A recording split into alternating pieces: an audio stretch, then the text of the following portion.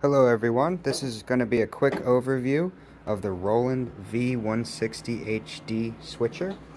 I'm going to talk about the default behavior, how to patch a signal to an output, and do some switching.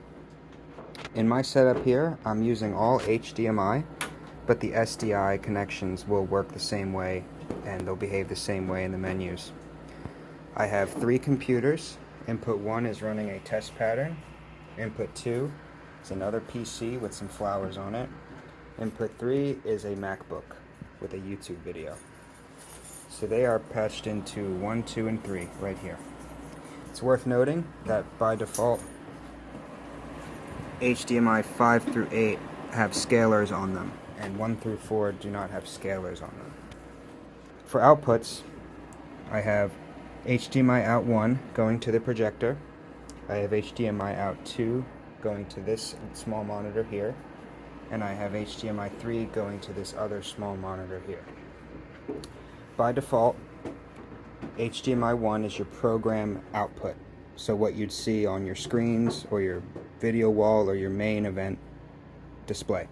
Output 2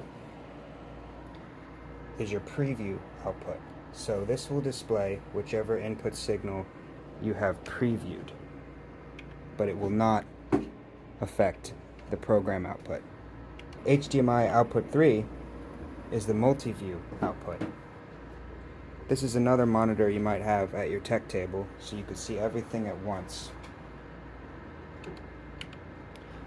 You have preview, program, HDMI inputs, SDI inputs, you name it.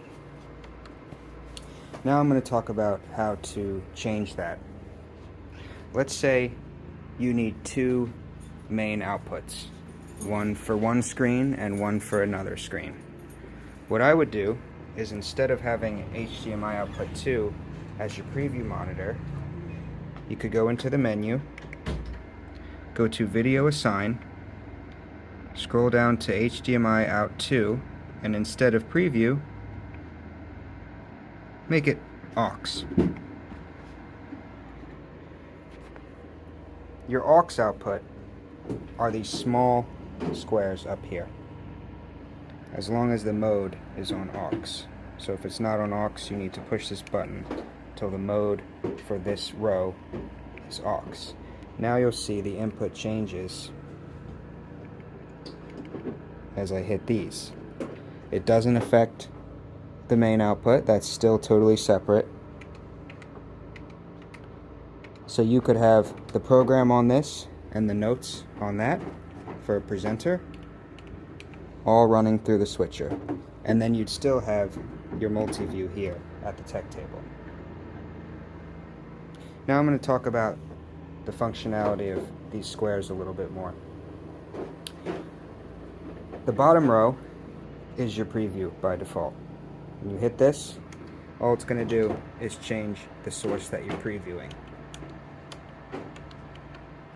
And if you want to send that source out to program, you have 3 options. You can move the bar,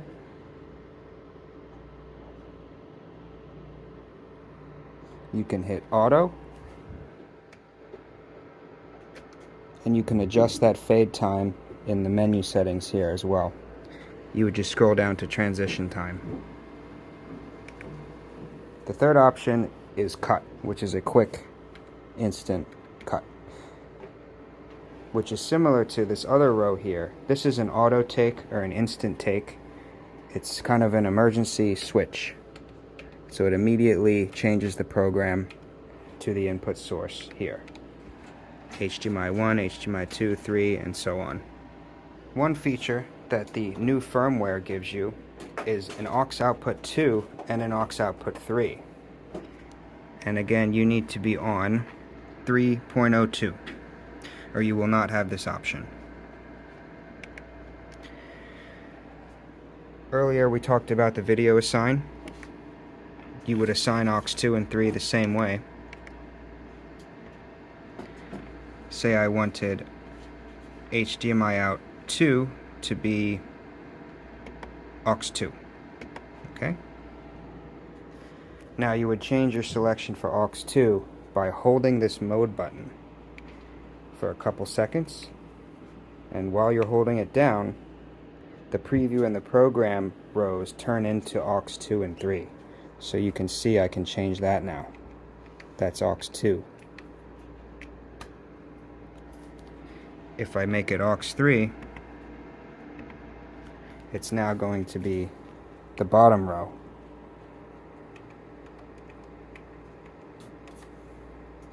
So you can have up to 4 discrete outputs on this machine, which is pretty amazing. For the time being, I'll go back to preview. There are different types of multi-views. That's what these buttons here are. You have a 16 input view. You have the multi-view, which we saw earlier. That's 8 inputs in a program and a preview. You have the still image view, which we'll talk about a little bit later. And you have a program view, if you just want another program output. Now I'm going to talk about how to capture a still image. Let's say I really like this dock here, this image here. I can save that as a still using these buttons here. All you do is hit capture image. It's going to ask you to select the target source. So I'm going to select input 3. It says select capture source, number 3. It'll tell you to please wait for a moment. You can already see that it has saved that image to still 3. It says complete. Okay, great. Now the second step of that is to assign that still image to an input. So let's say I want still 3 to be on number 5. You would do it the same way you assign the outputs. Go to video assign. Let's make input 5 still 3. There it is. So now I have the image that I captured available on input 5. Another thing I'm going to talk about is HDCP support. Sometimes if you're running a MacBook or a Blu-ray player, there will be content protection in the signal that won't allow you to work with it. Right now you can see my signal from the MacBook just fine. I can take it to the screen. I can save still images from it. But if I go to Menu, System, HDCP, and I turn this off, there's a good chance you will not get the signal with the HDC support turned off. Okay, so it was able to get the still image, but I lost my MacBook. You may get it temporarily, or you may get a distorted version of it. So you always want to be careful if you're using something with content protection. Turn this HDCP support on. The last thing I'm going to go through is the split and pip functions. Pips are really easy on the Roland. You have 4 of them right here. All you do is simply hit source. It's going to ask you what the source of your pip should be. Let's say I want the flowers over top of the test pattern. I'll go ahead and select input 2. You hit preview. That's going to put it on the preview right there. And then when you're ready to send it out to program, you just hit program. And now we have the flowers over top of the test pattern. These knobs adjust the position.